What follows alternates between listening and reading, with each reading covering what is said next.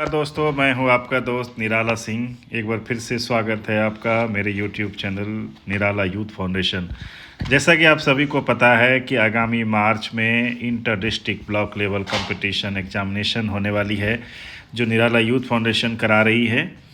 और हमने सारे क्लास के लगभग मॉडल क्वेश्चन पेपर अपलोड कर दिए थे YouTube पर।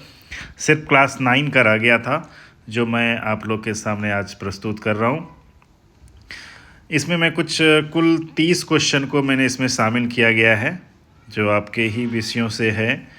और जिसमें मैं बता दूँ, मैथ है और आपका साइंस है, ज्योग्राफी है, हिस्ट्री है, इकोनॉमिक्स है। तो जैसा कि आप देख पा रहे हैं स्क्रीन पे, प्रश्न संख्या 1 में दिया गया है, निम्नलिखित में कौन सा तत्व धातु नहीं है। इसके 4 ऑप्शन हैं, जिसमें से कि 1 सही है और 3 गलत है। उस पर आपको टिक लगाना है।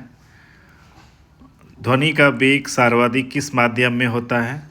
जल का रासायनिक सूत्र क्या है? प्रकाश वर्ष किसकी इकाई है? न्यूटन के गति के प्रथम नियम को क्या कहा जाता है? ये 5 क्वेश्चन साइंस से है। और हिस्ट्री की बात करें तो फ्रांसीसी क्रांति किस वर्ष हुई थी? रूस में बोल्शेविक क्रांति का नेतृत्व किसने किया था? भारतीय राष्ट्रीय कांग्रेस की स्थापना कब हुई थी? गांधी जी ने दांडी मार्च किस वर्ष में किया था? जर्मनी के तानाशाह एडोल्फ हिटलर ने किस राजनीतिक दल का नेतृत्व किया था? और अगर मैं भूगोल की बात करूं तो पृथ्वी की आकृति कैसी है? पृथ्वी पर जल का प्रतिशत कितना है? भारत का सबसे बड़ा पठार कौन सा है? निम्नलिखित में कौन सा पर्वत नया वलित पर्वत है? कौन सा जल संधि भारत और श्रीलंका को अलग करती है? और अगर इकोनॉमिक्स की बात करें तो भारत की अर्थव्यवस्था किस प्रकार की अर्थव्यवस्था है? निम्नलिखित में कौन सा प्राथमिक क्षेत्र का उदाहरण है? भारत में हरित क्रांति का मुख्य उद्देश्य क्या था? गरीबी रेखा किस आधार पर तय की जाती है?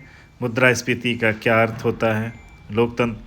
और अगर हम पॉलिटिकल साइंस की बात करें, पॉलिटी राजनीतिक विज्ञान की, तो लोकतंत्र का प्रमुख लक्षण क्या है? संविधान सभा के अध्यक्ष कौन थे? भारत का संविधान कब लागू हुआ था? निम्नलिखित में कौन सा मौलिक अधिकार नहीं है? भारत में कितने प्रकार की सरकार होती है? और अगर हम मैथ की बात करें तो इसमें दिया गया है, यदि एक त्रिभुज के कोण 50 डिग्री और 60 डिग्री है तो तीसरा कोण कितना होगा? यदि एक संख्या 35 का 20% है तो वह संख्या क्या होगी? यदि एक घन की भुजा 4 सेंटीमीटर हो तो उसका आयतन क्या होगा? यदि किसी वृत्त की त्रिज्या 7 सेंटीमीटर है तो उसकी परिधि क्या होगी? 2x + 3 = 7 समीकरण का हल क्या होगा? तो हर प्रश्न में 4 आंसर दिए गए हैं, जिसमें से 1 सही है, 3 गलत है। और मैं एक बार फिर से आप सभी को बता दूं, ये क्वेश्चन सिर्फ मॉडल क्वेश्चन पेपर है। इस तरह आपको दिया गया है सिर्फ इसको देखने के लिए, समझने के लिए कि किस तरह का क्वेश्चन का पैटर्न है।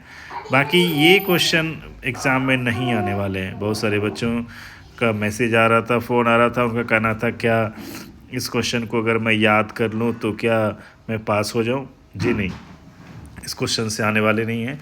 आपको अपने विषयों को ही पढ़ना होगा। और दूसरी बात है कि बहुत सारे बच्चों का क्वेश्चन ये भी था कि कितने मार्क्स में पास होंगे। तो इसमें पासिंग मार्क्स का कोई लिमिटेशन नहीं है। इसमें जो सबसे ज़्यादा मार्क्स लाएगा उसको ही प्राइज़ मिलने वाले हैं। जैसा कि फर्स्ट, सेकंड, थर्ड और फोर्थ प्राइज़ जो होंगे वो टॉपर्स को मिलेंगे, और उसके बाद वाले बच्चों को जो है कंसोलेशन प्राइज़ दिया जाएगा। बाकी जितने सारे बच्चे एग्ज़ाम देने आएंगे सबको पार्टिसिपेशन दी जाएगी, सर्टिफिकेट दी जाएगी, और कुछ न कुछ कंसोलेशन प्राइज़ सारे बच्चे को मिलेंगे। और एग्ज़ाम के दिन आपको नाश्ता भी दिया जाएगा। तो ये मॉडल क्वेश्चन पेपर क्लास 9 का था। और जो बच्चे अभी तक रजिस्ट्रेशन नहीं कराए हैं, अब समय काफ़ी कम रह गया है। सबसे रिक्वेस्ट करूँगा कि जल्द से जल्द जो है अपने आप को रजिस्टर करें। रजिस्टर करने के लिए हमारे YouTube चैनल पे उसका सारा प्रोसेस दिया हुआ है, और नहीं तो www.niralayouthfoundation.in पे जाके अपने आप को रजिस्टर कर सकते हैं। Okay, thank you, bye bye.